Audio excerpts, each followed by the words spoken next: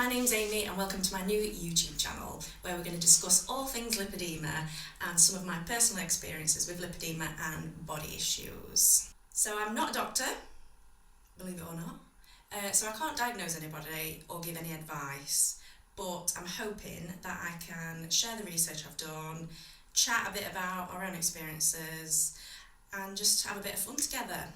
So I've set up a Google Drive, which I will share in the description below, where I will share notes that I've made whilst researching each video, and then anything else that I mention that might be useful for anybody that is watching. So please let me know if there's anything you want covering, anything you want to see, and just give me a hello in the comments. I will have shared this on Instagram, so hopefully a lot of you are from Instagram, so hi. So yeah, I started kind of, I don't want to say blogging, but sharing my lipedema journey from diagnosis to now, which is I've had 5 surgeries, a few bumps along the road, but I might cover that in a different video. But I started losing the love for Instagram. I just was not interested in it anymore. It's nice to be on there connecting with people and chatting to people, but I wasn't enjoying making content anymore. So I thought, why not jump on the YouTube train, do some videos and then see how it goes. So the plan is for me to make some shortish videos with a lot of information about lipedema, and hopefully it's fun for you to watch. So this first video is just an introduction to lipedema for anybody that doesn't have much knowledge on lipedema, and yeah, I just thought it's a great place to start, chuck in some facts, and then from here we can cover things a bit more in depth. Let me know things you want to be covered. Right, let's crack on.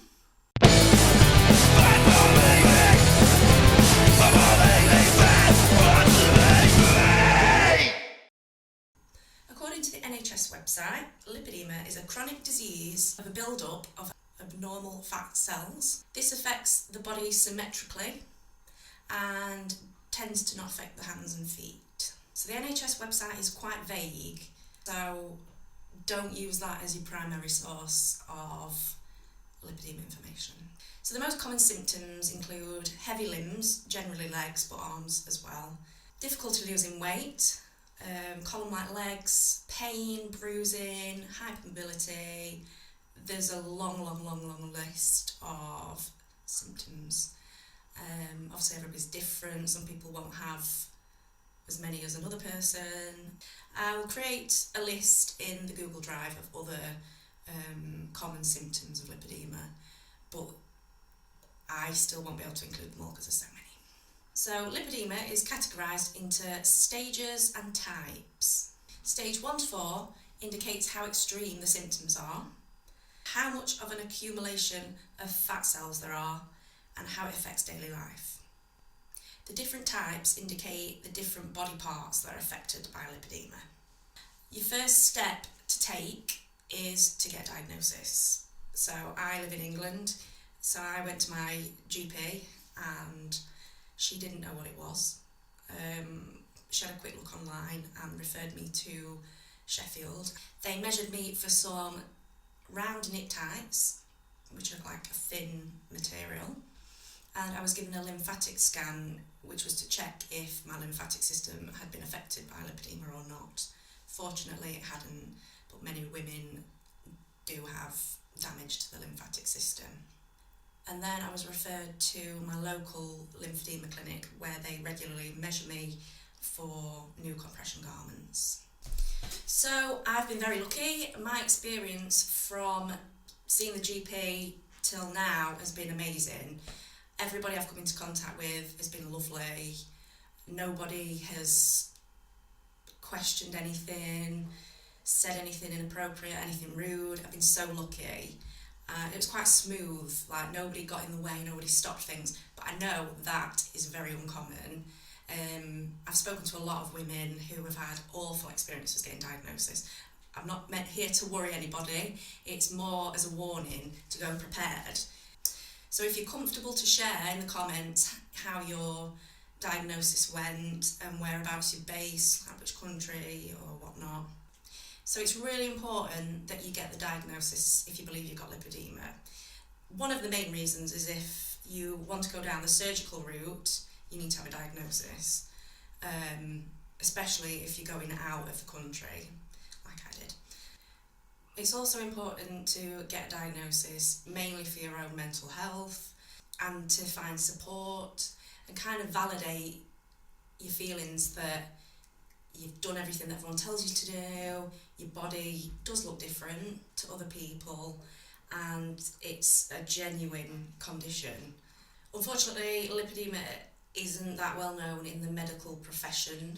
There are people that know about it, and obviously the more awareness there is, the better it'll get. So it's best to prepare yourself for your appointment. My top tip is make a list of your symptoms. I made a list of every diet I've tried, every workout I've done, just to show that I have tried. I've tried to lose that weight and it's not coming off. So lipedema is a progressive disease with no cure. So it's very important that you get your diagnosis so you can learn about lipedema and how to manage the symptoms you're having. A lot of women can lose their mobility to lipedema and become disabled. Also, lipedema can affect your mental health severely. Out of most of the women I've spoken to, everybody has suffered in some way with their mental health due to lipedema. There's body issues, there's disordered eating, there's eating disorders, there's disability, there's discrimination, there's anxiety, there's depression, there's all these horrendous life experiences that no one should go through, especially people that have a legitimate condition. Right, so symptoms. The main one is large legs that are out of proportion from the upper body. So physically, lipedema looks different to regular fat. Legs will look solid, not soft, very solid, bumpy. Some people have said like orange peel skin. Many women have ankle cuffs. It looks like they've kind of had an elastic band at the bottom of their ankle and it's left an indent. My legs looked like a T-Rex from the side. If I can put a photo in, I'll put a photo in now. Like, this is my pre-surgery natural lipedema legs. I carried a lot of fat on the front of my thighs.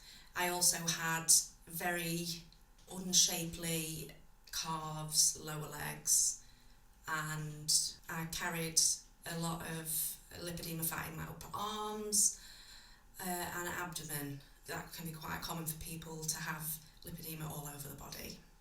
So when we talk about lipedema, we talk about pain. Unfortunately, pain is associated with lipedema. I'd say there's two types of pain that people report. One is the physical touch of like a limb or an area that's affected by lipedema. It feels like you're very bruised. People report very sensitive skin to touch. So personally for me, it felt like my skin was very bruised, and like even a gentle touch, it felt like I was touching a bruise. My legs, lower legs were really bad. I couldn't have a wax. It hurt too much, like made me cry. It hurt that much. And the other pain that people feel is within their legs, like a painful ache, and some people describe it as like bugs crawling up the leg. I've had that before, it's horrible. So bruising easily is a sign of lipedema, especially if you don't know why you've bruised. Before my surgery, I would always have blue and purple bruises on my legs, no idea why they were there or how they got there. Lipedema fat doesn't respond to diet and exercise. So the fat cells are damaged, so it's not possible to lose them through diet and exercise. The only way to have these fat cells removed is by having medical liposuction from a lipedema specialist. So throughout my video, I might be using the word women and people interchangeably.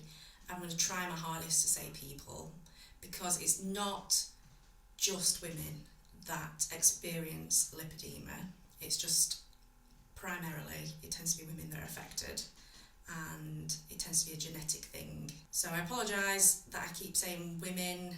I've written it in my notes. I'm going to change that for the next video.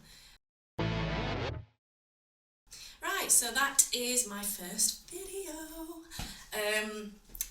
I'll be honest, I'm a little bit nervous doing this. It's a brand new setup for me. I've got notes, I've done research. I'm trying my best to make it as professional as possible to start with. I'm sure I've missed loads of stuff that I should be saying, but please forgive me. But hopefully this has been a good introduction to my channel. Any feedback's welcome. Appreciate feedback as long as it's nice and constructive. So I've got some good ideas for more videos to come, so I'll get recording those. Hopefully they'll be a little less wooden than this one. But in the meantime, you can connect with me on Instagram. My handle is @fat_bottom_Amy. And please like and comment and subscribe. I never thought I'd ever say that, but here I am on YouTube saying it. I'd like to continue doing these videos and spreading awareness, because we need it. We need it.